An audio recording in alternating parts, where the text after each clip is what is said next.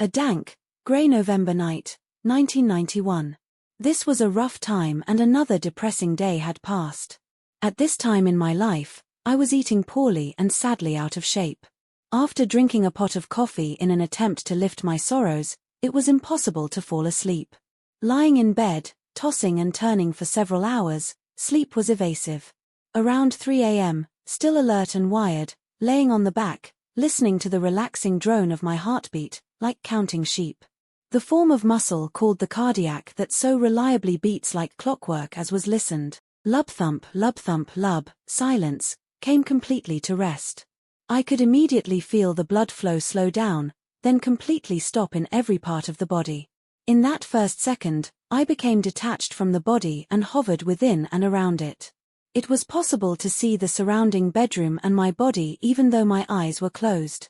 I was suddenly able to think hundreds or thousands of times faster and with greater clarity than is humanly normal or possible.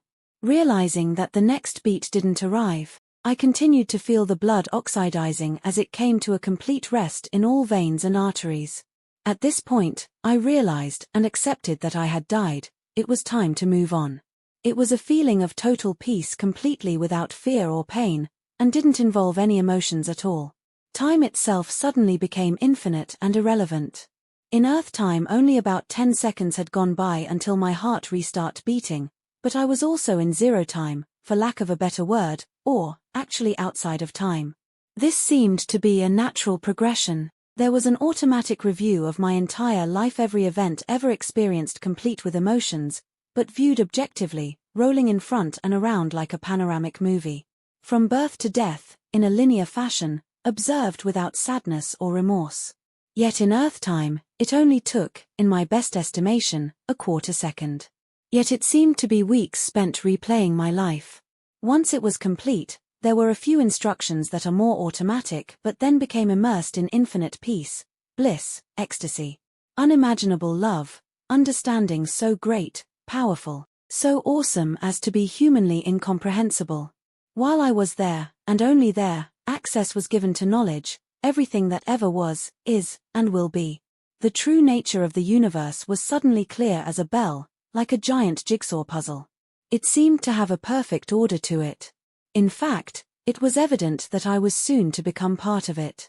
I was about to join the entity which could only be described as God, so vast in dimension and scope only biblical words can come close to describing.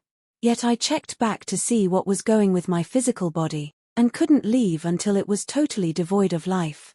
At this point, about 10 heartbeats, 10 to 15 seconds, had failed.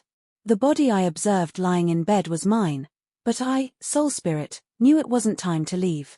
My time on Earth wasn't up yet, there was still a purpose on Earth, more on that in future article.